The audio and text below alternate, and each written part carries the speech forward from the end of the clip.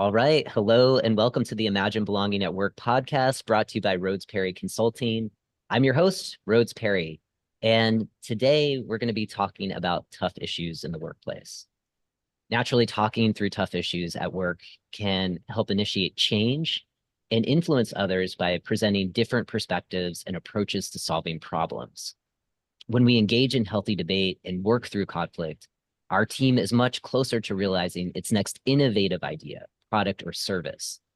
Yet when we engage in challenging conversations, they have the potential of straining our professional relationships. They can also erode our health and our well-being. As a result, many of us are conflict avoidant, and there's good evolutionary reasons for this. Our brains are wired to keep us safe from harm. When conflict arises, internal alarm bells ring loud, and we cling to what feels most comfortable. Tension arises, and psychological safety deteriorates. Specifically, we may fear negative consequences should we engage in a challenging conversation where we're uncertain of the outcome. So how do we build the stamina to talk through those tough issues that arise at work when our instinct is to run in the opposite direction? Meaningful dialogue in any form requires two key ingredients. Number one, risk, and number two, vulnerability. Risk arises because we're uncertain of the outcome, and vulnerability is necessary to maintain our presence as the dialogue continues to unfold.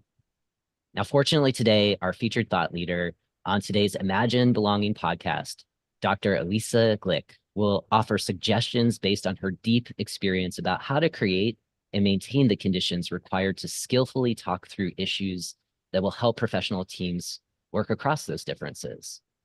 So together, our conversation is designed to support fellow diversity, equity, and inclusion professionals, along with other executives and those on their way to joining us. So savor this insightful talk. And if you're interested in connecting to our featured thought leaders like Dr. Glick, then please check out our Belonging membership community where you can connect with our guests one-on-one after the live recording is over. So for now, this is the moment that you've been waiting for. Dr. Glick, welcome to the show. It's really great to have you here today. Oh, thank you so much, Rhodes. It's truly an honor to be here. I'm just thrilled and delighted. As you know, I'm a big fan of you and your work, and I've been telling everybody how excited I am to be on this podcast. It's really a dream come true for me. So, very honored, and also I just wanted to say what a great intro. Thank you. Really, I absolutely agree with you about those key points that you highlighted. Thank you so much. Well, Risk, vulnerability. Sorry. yeah. Well, absolutely. I mean, the respect is mutual. I'm super thrilled that you're here and you're going to share some of your thought leadership on this topic. This is a topic we encounter we encounter when we work in groups, right? It's just a part of that group formation process. And on the other side is that great performance, right? We have to work through the storm. And just the way that our brains are wired, it's difficult to override that. So I'm really looking forward to some of your insights on, how do we stay in the moment and how do we have that presence and that vulnerability when it feels really risky, right? When our professional relationships may be on the line. And I always like to start out, asking guests just to kind of think about their own experiences. So thinking about your relationship to this topic. And I know as a diversity, equity, and inclusion professional, as a leader, as someone who goes into organizations to initiate sometimes very difficult conversations, you may have a few stories about how you've seen conflict arise more recently. And so that's where I'd love to start. If you could share a time where you supported a team or an organization work through a tough issue at work that, there's conflict in the air. And if you help them to get to that performance side, how did you kind of help them work through the storm? Well, so great question, and certainly right now I have been hearing from a lot of folks, specifically because I do work around fighting anti-Semitism and I've been very vocal around the war in Gaza. And so I've been certainly hearing from a lot of organizations who, for example, are looking to do more interfaith work to support both Muslim and Jewish colleagues. And, this it's a really hard, really important work, especially right now. And I'm happy to kind of talk more about those issues. But if you wouldn't mind, I actually would like to talk first about my own personal investment in the issue, because I mean, this is. I know it might sound funny or improbable to people that, how could you be so personally invested in conflict, for example, and de-escalating conflict or courageous conversations? But it's super personal to me. I'm somebody who came out, so I'm gay, and when I came out, my family disowned me, and I was cut off financially and cut off emotionally. It was very ugly. I utterly shunned and received, you know, thing, you know, comments, letters back then when people wrote letters, from my mother saying, I'd rather see you be dead at my feet than be a lesbian. And it was very, very brutal. It still remains the most traumatic thing that I've ever been through. And I've actually been through a lot in terms of my health and other issues. But what emerged from that experience for me was, after a lot of therapy, was a kind of realization about how threatened my family was by difference.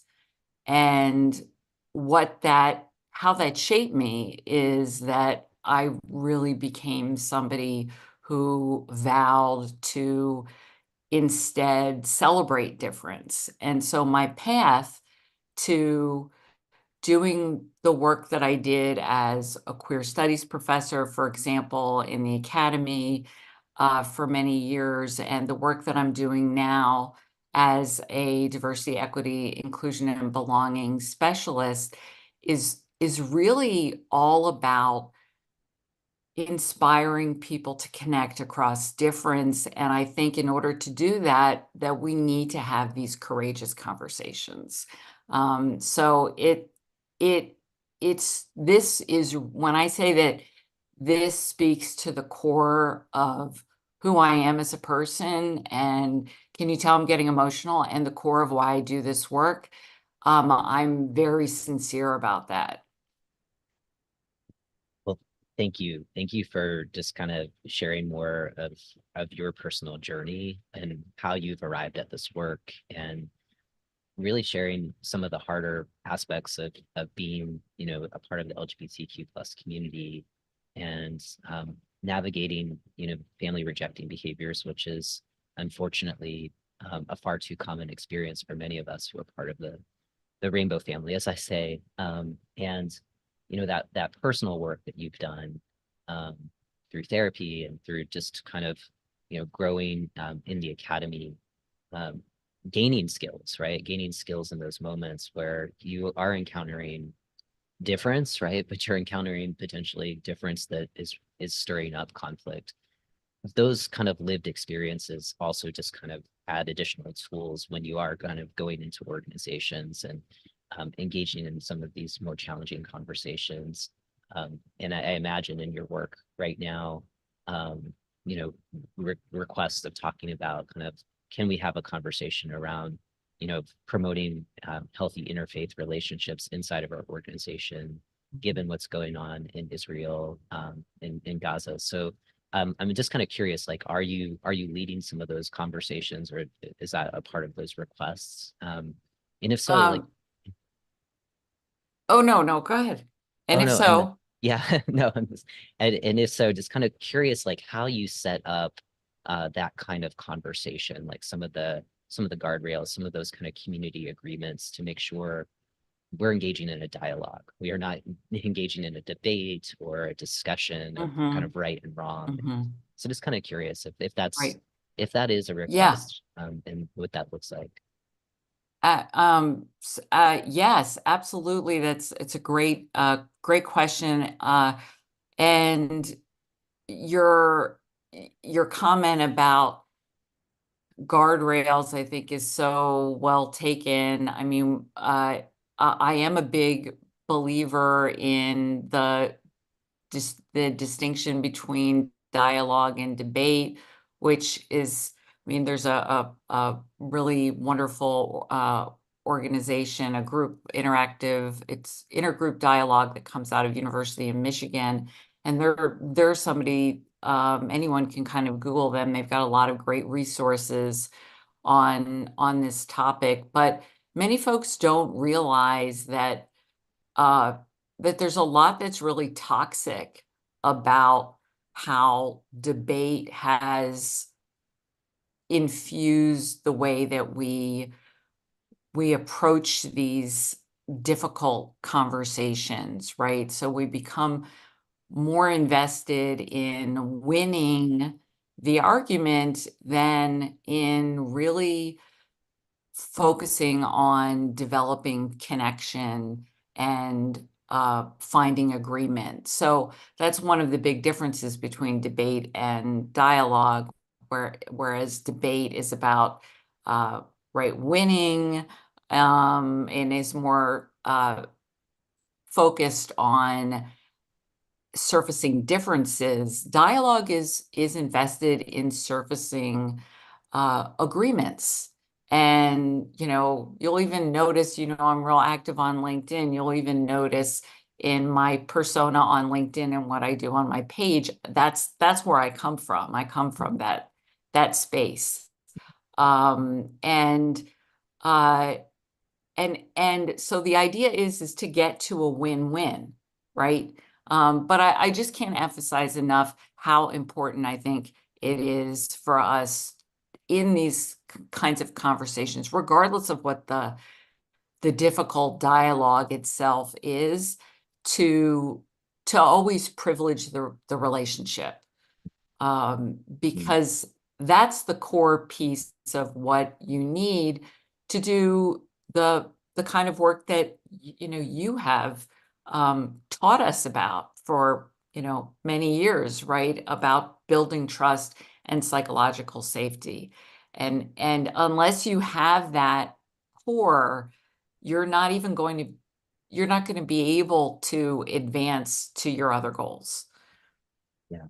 Well, thank you. I mean, thank you for that really thorough response. The the way that you show up on your LinkedIn page is such a great example, especially when there is difference and people might be challenging and wanting to go into that debate space of how you do center. I mean, even for people that you may just kind of casually be connected to virtually, there is a lot of care in how you do center and model engaging in these kind of dialogues. And I think for anyone, if they're not connected to you on LinkedIn, we'll be sure to include where to find you in our show notes because I think that it's very instructive. It's very instructive to do something different than kind of some of the bad behaviors we see on social media that really erode kind of what you're talking about, like feeling a sense of safety and trust even in virtual space, right? So um, I want to go to just like part of what I Mhm. shared in the opening, which is the barriers to dialogue, the barriers to kind of like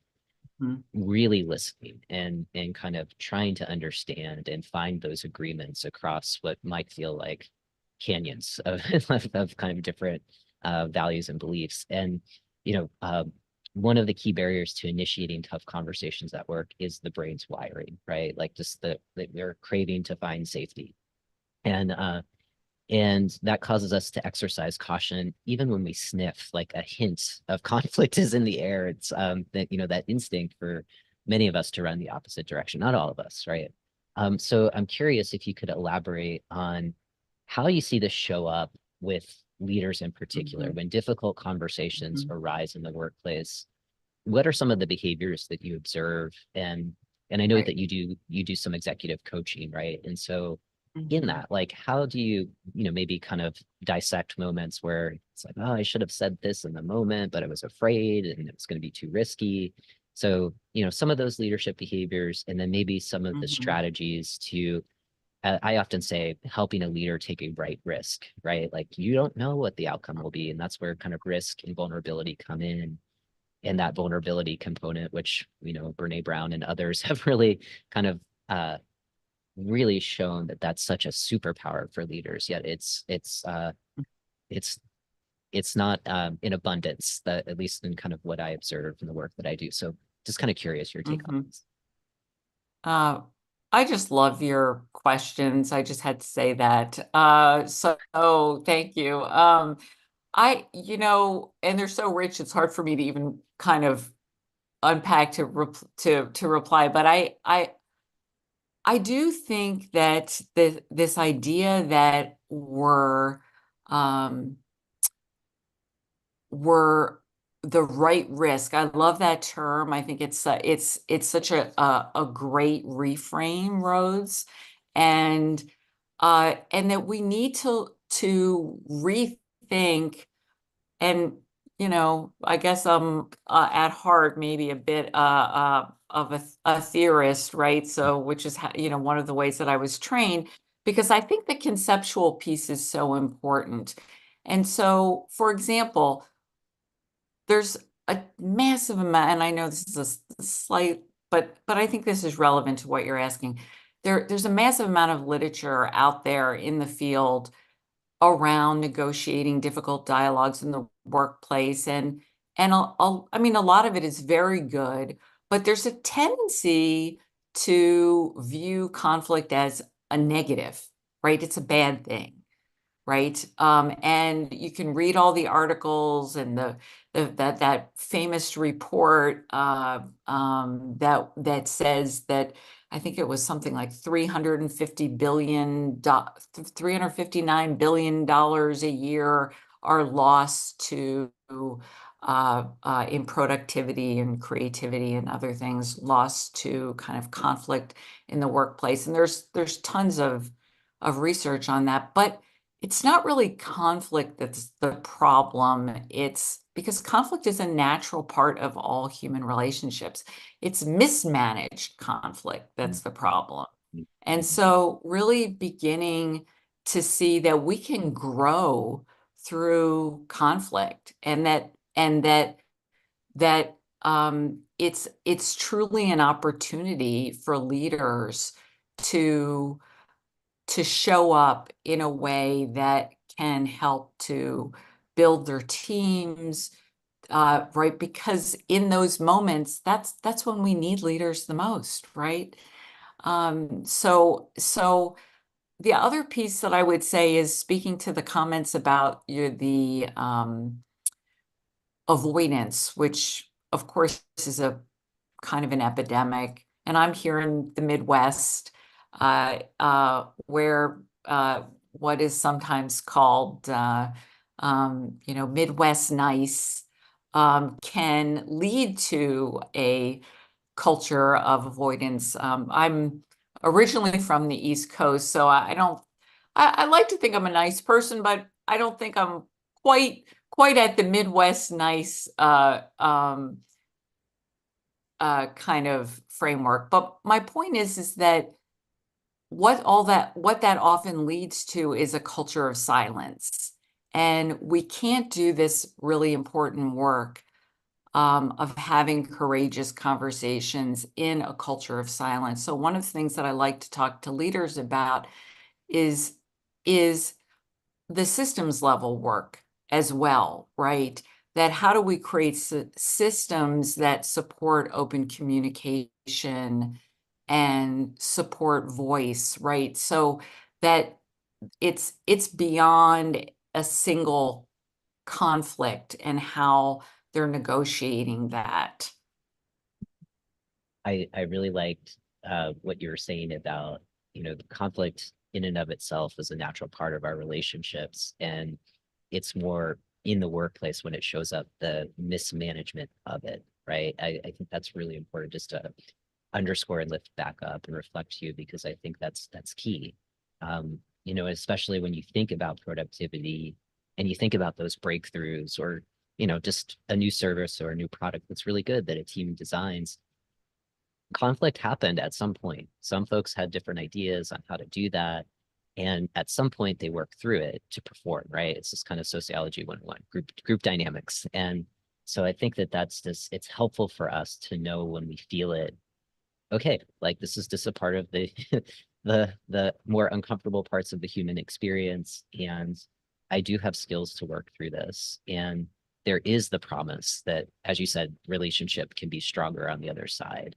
Um, and I guess that then it goes back to like the ingredients again, of thinking about if we're going to have a meaningful dialogue to talk through some of these tougher issues in the workplace, or to address conflict in a skillful way. Um, Building that stamina to risk, right? Like I'm going to take a risk. Mm-hmm. I believe it's my best judgment right now. It's quote unquote the right thing to do. Although we can we can suspend, right? And it's like, this is the best option I have right now, so that I don't kind of foster that kind of culture of silence. So, and then on the vulnerability piece, it's just, I guess, like, I mean, I've seen you do this, on your LinkedIn page, I'm just like, okay, we're going to go there. We're going to have this tough conversation. Uh, and it's in print, and it's attached to your name. Like, as you're doing that, what are some of the conditions that and it might be more difficult because it's kind of just showing your math of how you do this, but what are some of those conditions that you feel are essential for initiating that meaningful dialogue?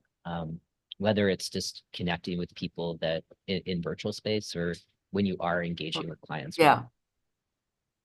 Or with team leaders, or with teams. I mean, I think so. There are a couple pieces that I think are really important. One of them is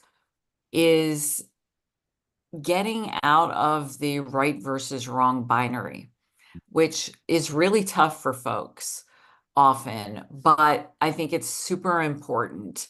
I think another one is resisting a kind of hierarchy of issues.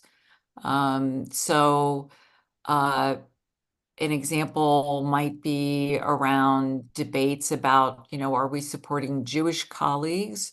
Are we supporting our Muslim colleagues? I mean, I hear from folks actually pretty much on a daily basis right now, people who are Palestinian, people who are Arab, who are Muslim, who are sharing with me stories about the ways that their organizations are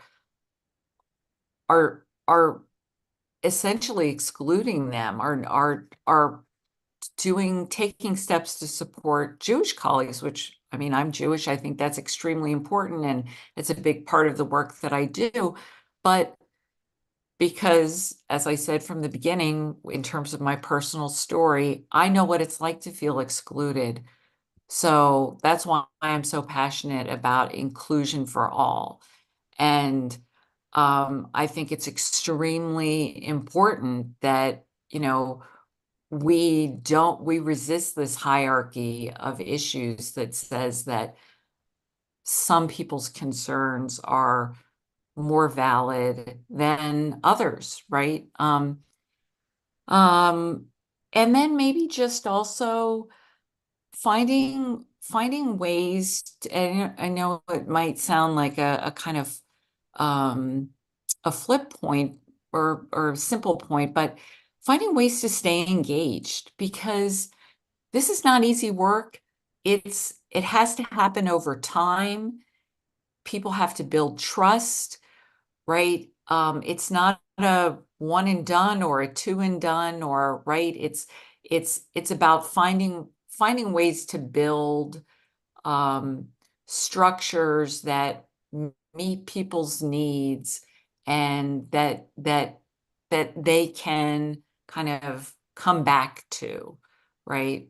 So those are just a few things that I would mention. Yeah, and the piece on the trust building. So this is a big theme that we're focused on in the work that I'm doing in community, um, for our belongings circle. So the whole theme this year, we have quarterly events, and it's called Moving at the Speed of Trust. And I'm curious, like when engaging in, in kind of dialogue, when conflict arises, how do you, especially knowing that just an initial conversation is not going to resolve, right? Like that's not necessary. That's not the intention of a dialogue. The intention of a dialogue Right. is understanding. And in a workplace, it's about kind of working across differences to build the team to accomplish the goal or the mission of the organization, right? So there's some Mhm. unique aspect of the workplace where there's an investment, in the relationships, in these professional relationships, where we want them to be healthy and we want to be able to work through conflict. And so, what might be like maybe one or two ways of kind of moving at the speed of trust so that we're not eroding it, and what might be something that, could break the trust, that is just like things to avoid, that just might come to mind when you think about engaging these Um, kind of conversations in workplace setting. the things that break the trust. There's so many, sadly, of those. I mean, it's really the inverse of a lot of what I was just saying before, right? Sure. Yeah. The kind of the right versus wrong, the hierarchy, Mhm. silencing people. I mean, Mm. that, right? So all of the organizations in which, right, there's messaging about, let's support our Jewish colleagues around the war, but, you know, it's only one-sided, right? So when you're you're not recognizing all of the folks who are impacted is, I think, a big problem. It's sort of obvious, but still needs to be said. And another thing is, uh, not recognizing that people are impacted differently. So, a lot of times, and I'm curious about what you think about this, Rhodes, but I sometimes feel like with conversations about psychological safety that they can be very generic, right? And that not thinking about the ways that, right, being a member of a minoritized group or a group that is historically excluded means that you're entering those conversations from a very different place, right? And that I think one of the problems is often that leaders aren't thinking through that piece in order to authentically invite folks who perhaps have experienced trauma, whether it's racial trauma from the workplace or other issues, to authentically invite those folks into the conversation. And does that make sense? Yeah, yeah. It makes me think of like when you think of elements of psychological safety, part of it is being able to kind of in conflict, offer kind of your perspective, offer maybe critical feedback, right? And the key piece is being able to take that interpersonal risk without the fear of negative consequences, and to be able to kind of also talk about positionality and power and who may feel more entitled. And I think that's where higher levels of psychological safety often live kind of higher up in the hierarchy, if that's the way your organization is structured, Mhm. as well as social identities that you hold that bring power, bring privilege, bring advantage, however you describe that, as opposed to those folks who, don't have that, in the workplace environment that they're in. They might find themselves in a historically excluded group.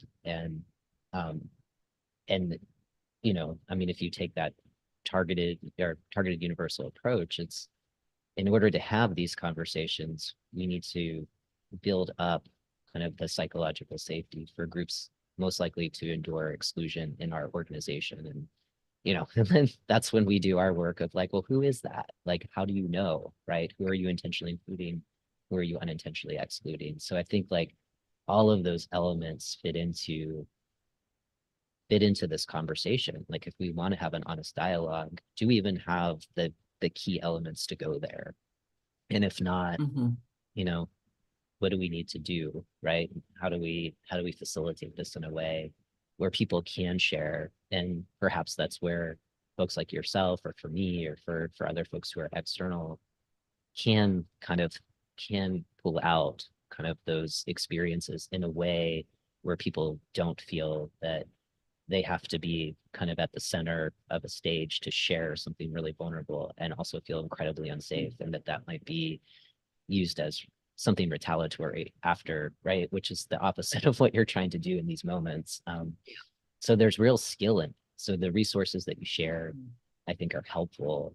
And really talking about situation to situation, I think, is also helpful because context is everything, right?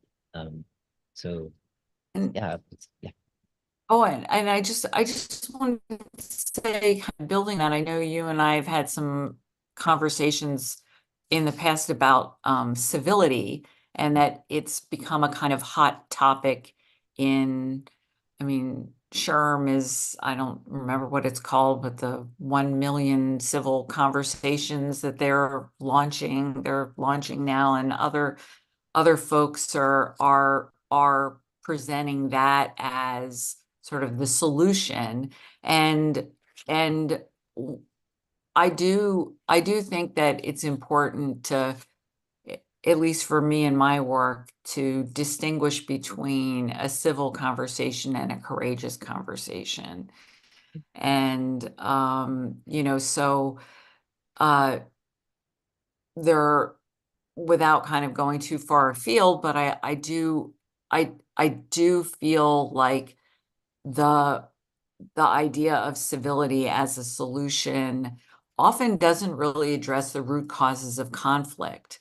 And so you're not ultimately going to get to the the the outcomes and the solutions that you're really looking for. It's more of a band-aid in many cases, not always, of course. Um, but and another one is that it tends to focus more on individual behavior rather than the systemic piece. And I know, we've had some conversations about the ways that civility has been weaponized against uh, people from the global majority in particular, but certainly other folks as well. So, that though I think these are things that are sometimes presented as solutions, but actually can really be barriers. Yeah. And I think like for the audience, when you say civility versus courageous, like just kind of how do you relate to those terms? Because I mean, I remember our conversations, but if you could share that, I think that would be helpful for Yeah, people. well, that I think all too often civility is used to mean politeness, right? Let's let's have our workplace be a place of respectful dialogue. Now, of course, we want that. That's great. But because of sort of the baggage with civility, its association with whiteness, with uh, cultures of Midwestern nice, right, as we were talking about, and politeness that is really silencing. Um, it it it's it doesn't help us to get to that right risk that you were talking about. Gotcha. Okay. Yeah, that's helpful to hear. Um, Whereas kind of the courageous conversation is I'm going to lean into the right risk and I'm going to be vulnerable, and I have an idea of what the outcome I would like to have, but there's no guarantees that that will be the result, and I'm okay with that. And that's a tough place, uh, I think for organizational leaders in particular, who are, they're bound to the goals that they've set, and probably in the back of their mind or at the front of their mind is, will this compromise kind of the health of of the team that I lead, right? Or will this make my Right. team stronger? And it's hard to see that conflict and to believe that this is actually going to be in the long run a place that the team grows and becomes stronger from that. Um, and we know that, right? Through research, we know that that's kind of the dynamic of group formation, and yet Mm. there's still the way that our brains work. And I think that that's the challenge. So um, there's so many questions, and I'm taking I'm taking a look at the time. So um, I guess what this program is all about imagining belonging, right? We're thinking about Right. where we're going, what is our North Star, and and I think in this for the focus of this episode, it's all about navigating tough conversations at work. So what is your vision, right? Like if you think of kind of the future and leaders that have built the skills to kind of take these right risks and to be more vulnerable, um, Mhm. what does that kind of future workplace look like? Like what's different about it, Ah, when I conflict arises? Yeah. just love your questions. I'm just such a fan of your questions. They're so great. Uh, I'll say one thing I'm really thinking a lot about now, and and I'm going to be frank and say that this is something that I'm working through really in my own work, is how to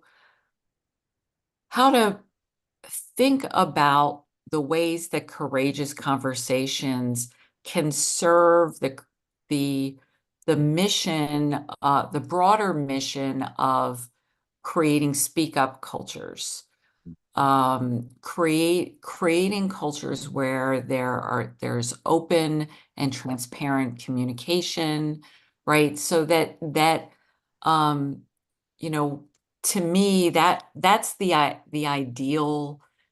um, the ideal place that we want to move to, workplaces where individuals um, may uh, may have may be able to engage in conversations in different media, right? Maybe they're not the people to necessarily have uh, the light bulb moment happen at the meeting, but maybe it happens afterwards, and that we create systems where their voice can be heard just as loudly, where there are these efforts to make sure that we're thinking about power, um, every step, power and privilege, kind of every step of the way in creating these systems, so that we, again, like I love the idea of getting people, because I sometimes get the phone calls when there's a crisis, and I know you know about this, right? But how can we move proactively to create systems so that they're in place when these crisis moments of conflict arise? Because I truly believe that every leader has the skills, every team, really, every person has the skills to learn how to have courageous conversations, to de-escalate conflict, all of those things. It's not rocket science, that these are, but it takes enormous amount of bravery and practice. And that is another thing, by the way, practice a lot, Yes. not just at work, right? Mhm. Um, Practice in lots of other arenas of your life, in situations where maybe you might feel um, uh, safer, right, with the person that you might be in dialogue with, so you can develop those skills. That's uh, that's something that I think is super important. And also remember that not every courageous conversation has to happen in the moment. Yes, sometimes it does, but one thing I learned in my career as a professor is that sometimes during hot moments, that's not the best time to really have those dialogues, and that that giving people a chance to, cool off, to reflect, and then revisiting um, can be useful. There's so many things that I could say. I mean, I'm a big fan of affinity groups. I think that can be a really useful tool. And for workplaces in our utopian vision of where we're moving towards, right? Creating spaces for people to have affinity groups where they can have do this more exploratory work and do that practicing that I mentioned. Yes. So a lot of practice to get us to the future of work where we have more stamina. And I think like that is a great place to end. I always like to kind of be future forward of, what is this for? Why are we doing this? Because it's hard. Um, it's not necessarily easy, though when we do it well, we definitely become stronger from it. So Lisa, thank you so much. Thank you so much for saying yes to being on the show. I'm sure we'll connect again, when the timing is right. This is a really important topic, especially with the world that we're in right now. So thank you. And for everyone that's tuned in live, thank you so much. Again, if you want to connect with thought leaders like Dr. Glick, then definitely check out the Belonging community. And thanks everybody for the work that you're doing and growing our belonging movement. We'll see you soon.